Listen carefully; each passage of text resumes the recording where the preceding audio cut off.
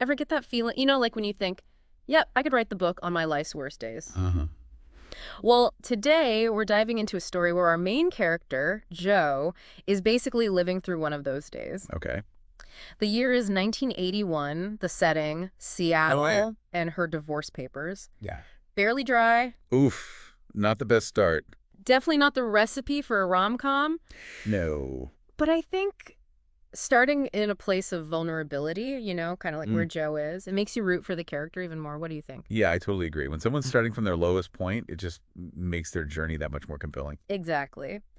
So speaking of unexpected connections, let's talk about Maggie, Okay. Joe's 94-year-old neighbor. 94. Wow. I know, right? And this kind of gets me thinking, how often do we actually know our neighbors?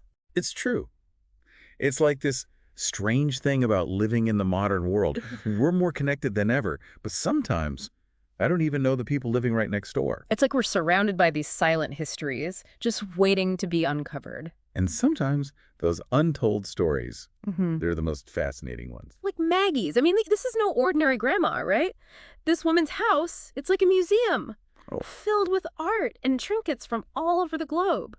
You walk in and you instantly know this woman has lived.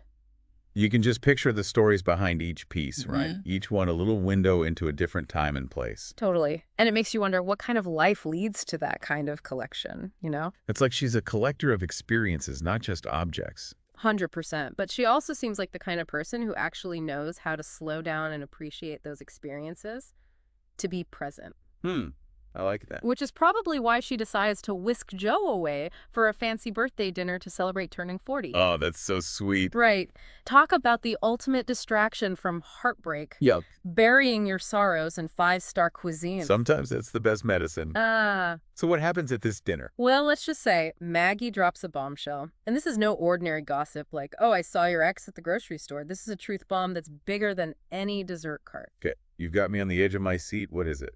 Maggie casually mentions that she lived through the 1906 San Francisco earthquake. Oh, the 1906 earthquake. Yeah. That's, I mean, talk about a conversation starter. I can only imagine Joe's reaction.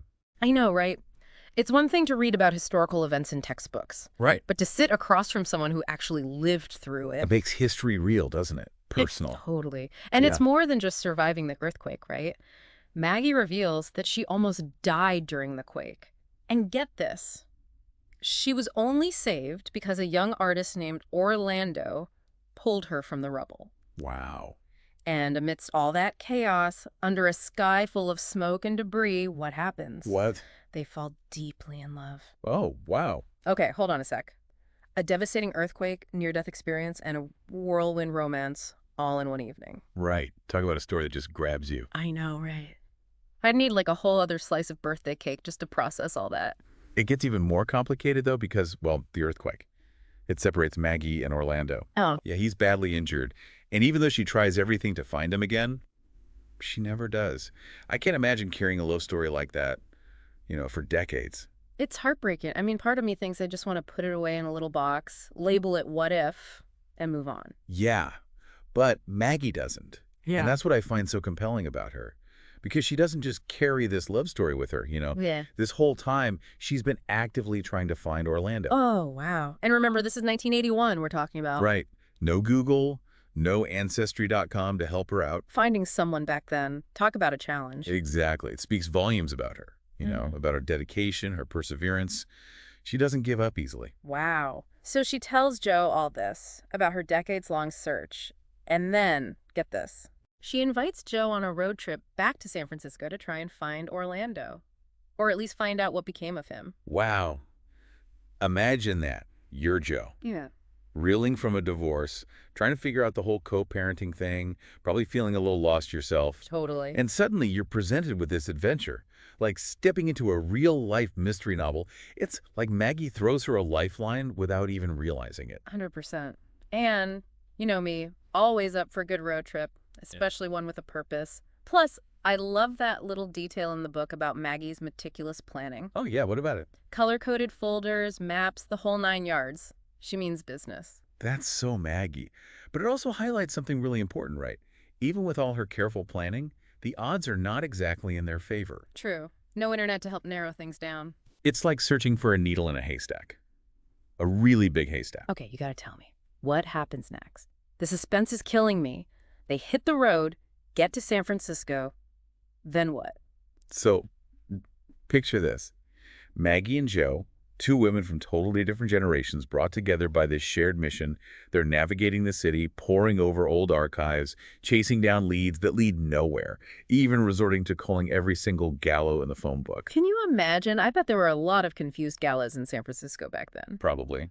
You know, it's almost poetic in a way, don't you think? This city that brought Maggie so much pain, she goes back hoping to find a piece of her past, a piece of that love story. It's like she's reclaiming that part of her life. Totally. So what happens? Do they find anything? It's like just when all hope seems lost, after countless dead ends, a glimmer of hope appears. Oh, They get in touch with a woman named Stella, who actually remembers Orlando. Stella. I've got a good feeling about her. This is it, right? This is the break they've been waiting for. What sort of? You Yeah. see, Stella's news.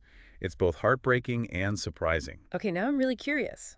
because it turns out Orlando, he's no longer alive, but, and this is a big but, he went on to live a whole other life. A different name, even. A different name. Okay, this is getting interesting. Who was he? He was known as Luca Fontaine. Luca Fontaine. That's quite a name.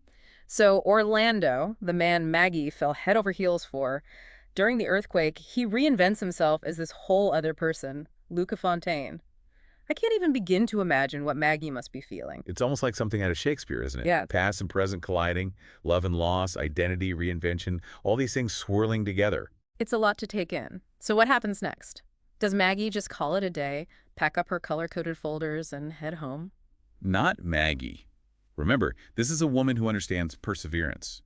And besides, Stella, the woman who knew Luca, she invites Maggie and Joe to the Gallo family estate. The Gallo family estate. Yes, and it's been turned into a gallery filled with Luca's sculptures. Wow.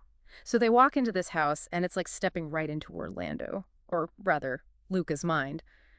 It's got to make you wonder, though, right? Did he ever think about Maggie? About that time in San Francisco? It's a question that lingers, doesn't it? Did he ever tell anyone about her? About what they went through?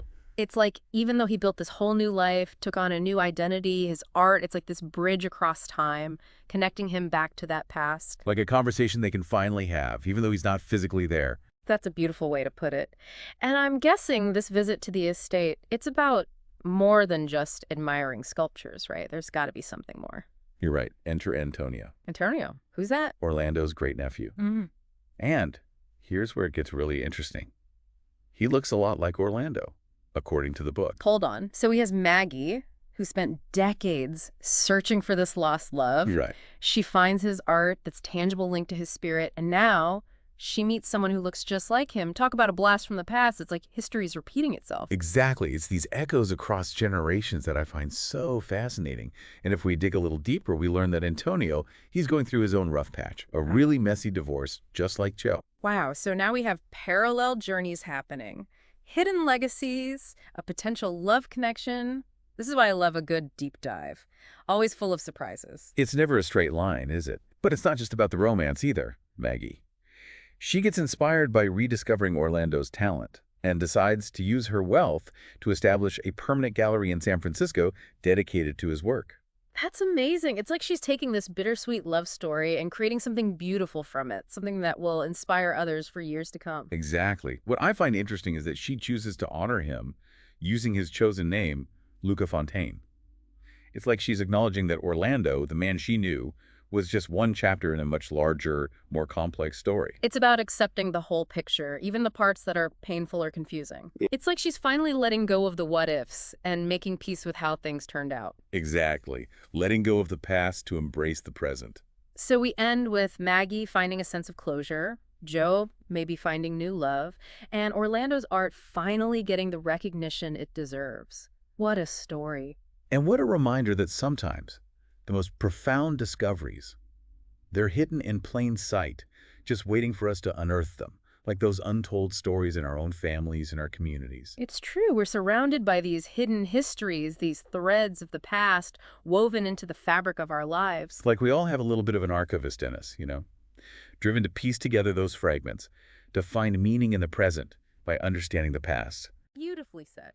So, listeners, next time you catch yourself rushing past a neighbor or dismissing a fleeting thought, remember Maggie and Orlando. Remember that even the most ordinary encounters can hold the seeds of extraordinary stories. And who knows, you might just uncover a hidden legacy of your own.